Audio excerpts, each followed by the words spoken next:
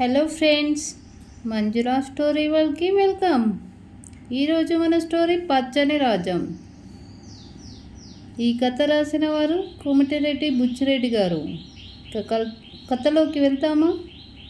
పూర్వం అవంతి రాజ్యాన్ని హరిసేనుడు పరిపాలిస్తుండేవాడు.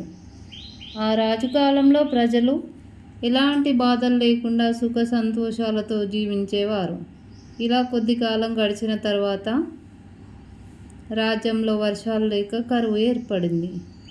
ప్రజలంతా ఆహారం లభించక ఎన్నో ఇబ్బందులు పడ్డారు. చేసేది లేక రాజు పొరుగు రాజ్యాల నుంచి ఆహార ధాన్యాలను దిగుమతి చేసుకున్నాడు. అయినప్పటికీ ప్రజల అవసరాలు తీరలేదు. దానికి తోడు అన్ని పోటీలలో విజయడంక మోగించే అవంతి రాజ్యం చిన్న చిన్న రాజ్యాలతో కూడా పోటీ పడలేక వెనుకబడిపోయింది. పరిస్థితులు రోజురోజుకి దిగజారిపోతున్నాయి. అయినా రాజు పట్టించుకోలేదు. ఈ పరిస్థితి గమనించిన రుద్రసేనుడు అనే మంత్రి రాజుకు రాబోయే ఆపదల గురించి ఎన్నిసార్లు విన్నవించినా ఫలితం లేకుండా పోయింది. మంత్రి సలహాలను పెడచెవిన పెట్టిన రాజు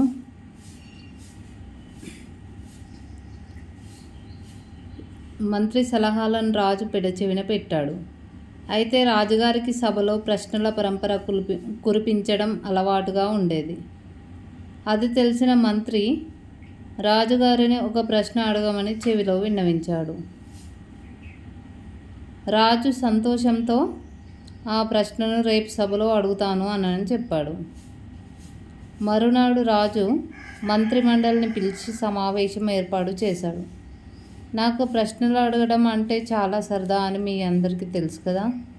మీరంతా నా ప్రశ్నకి ఏమి జవాబు చెప్తారో అనే ఆసక్తిగా ఉంది అని అన్నాడు.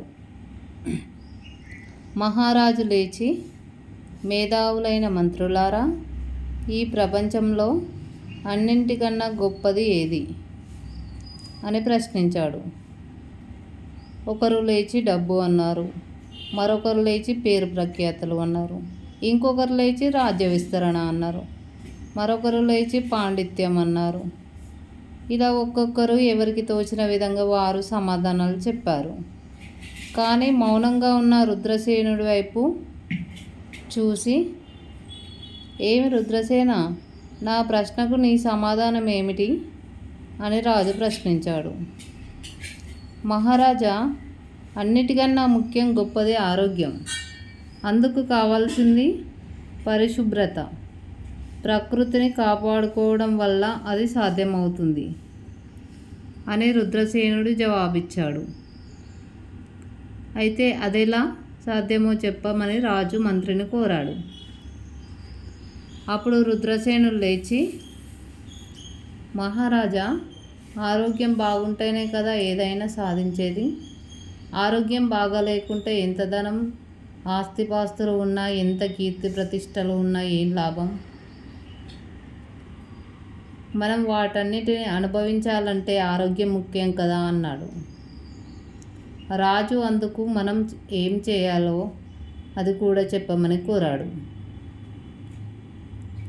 అప్పుడు రుద్రసేనుడు, రాజా, రాజ్యంలో ఉన్న కరువు కాటకాలు తొలగించాలంటే చెట్లను పెంచాలి. అడవుల విస్తీర్ణం తగ్గిపోతుండడం వల్ల వర్షాలు లేక పంటలు పండడం లేదు. ప్రజలు ఆహారం దొరకక ఇబ్బందులు పడుతున్నారు.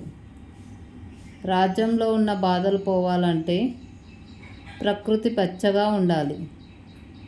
అప్పుడే సమృద్ధిగా వర్షాలు పడతాయి, నీరు పుష్కలంగా ఉంటుంది, పంటలు బాగా పండుతాయి, స్వచ్ఛమైన గాలి దొరుకుతుంది.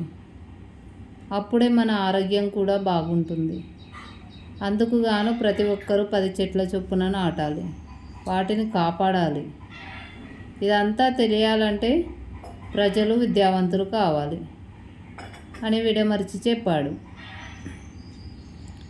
మరుక్షణం నుంచే రాజు మంత్రి సూచనలు అమలు చేయడం ప్రారంభించాడు. చిరకాలంలోనే రాజ్యంలో పర్యావరణం మెరుగుపడింది. పంటలు పుష్కలంగా పండి ప్రజల బాధలు తీరాయి. రాజు పూర్వ వైభవానికి రాజ్యం పూర్వ వైభవానికి వచ్చింది. రాజు సంతోషించాడు, ప్రజలు కూడా ఎంతో సంతోషించారు. ఇంతటితో ఈ కథ సమాప్తం. మరిన్ని కథల కోసం మన ఛానల్ని లైక్ చేయండి, షేర్ చేయండి, సబ్స్క్రైబ్ చేసుకోండి.